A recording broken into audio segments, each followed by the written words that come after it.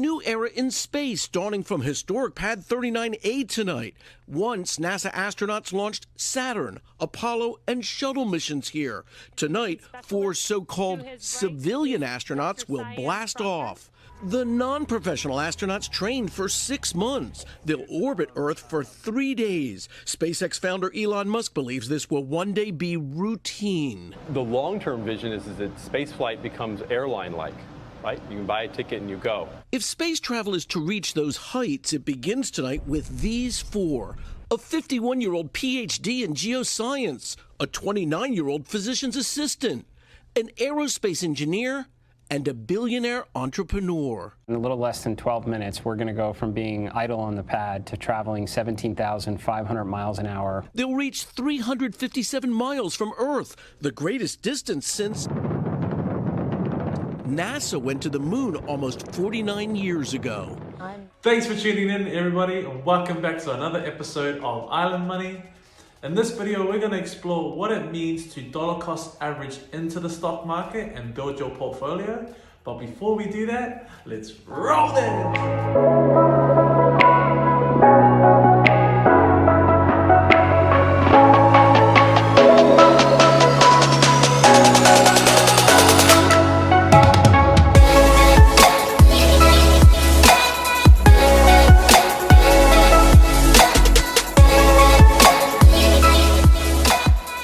Welcome back, team. If you're new, my name's George and welcome to Island Money.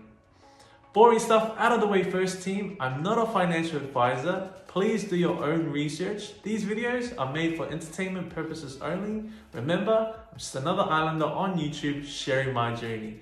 Don't be a copycat, okay? So in this episode, team, I want to share a simple yet effective strategy to use to help build your portfolio and get your foot into the stock market, which is called dollar cost averaging. Now that strategy is really straightforward. All it requires is you putting into place a schedule where you're going to make a regular payment and the same amount each time. So whether that's every week, every fortnight, every month. For example, every week I can afford $150. So what I do is I spend $150 regardless of what the price is of the stock, which is, I'm currently investing in Tesla. So regardless of what Tesla is and how much it's priced for a share, every week I'm able to put in $150. So let's say, for example, Tesla is currently right now around $730 a share, right? Every week I can afford to put in $150. Now, Tesla, the next week, might drop down to $500. You know, who knows? I don't have a crystal ball. So when next week comes around, I'm gonna put another $150 in, and I'm purchasing some of that share at $500, right? So I'm slowly building and chipping away at Tesla, regardless of what the price is. Now, the alternative is I could go, I'm not going to buy Tesla until it drops down to $200. So I'm going to keep my money on the side and just wait. And just wait. And just wait. So do you get the point? You could be someone that has a figure in your mind and you say, I'm only going to buy that share when it gets to this price. And you keep your money on the side and you wait. Now, you don't know how long that could take. That could take 2 weeks, 3 weeks, 4 weeks, a year, 5 years. That could not even ever happen. So the point is that there's a really great saying that floats around in the stock market, which is time in the market beats timing the market. So essentially, you can be the person that is every week you're committed and you're slowly building your portfolio regardless of what the cost of that share is. You're just buying it, chipping away it. Or you could be the other person that waits on the side, waiting for the prices to drop low at a discounted rate so that you can buy them at a lower price. Now the catch is, you don't know when that's going to happen, as I made a point of showing you that. So let's look into a bit more detail on what dollar cost averaging is. Cost averaging is a more conservative strategy for investing where you spread out your investment over time rather than spending a lump sum all at once. You invest a fixed amount of money in a particular investment on a regular basis, regardless of the price you buy at. In this way, fewer units are bought when prices are higher and more units are bought when prices are lower, resulting in a lower average cost per unit than if you had bought them all at once at a higher price. For example, Rachel decides to invest $3,000 in Fund A. She can either invest all of that now or do so over 5 months, putting in $600 each month. In January, the unit price of Fund A is $50, so she buys 12 units. In February, the price rises to $60, so she buys 10 units. In March and April, the price falls to $40, so she buys 15 units each month. In May, the price rises back to $50 and she buys 12 units. Overall, she purchases 64 units of Fund A at an average cost of $46.88. Her average cost is lower than the current unit price of Fund A in May, and her investment nets her a total profit of $200. If she had invested the lump sum of $3,000 in January, she would have bought only 60 units of Fund A at $50.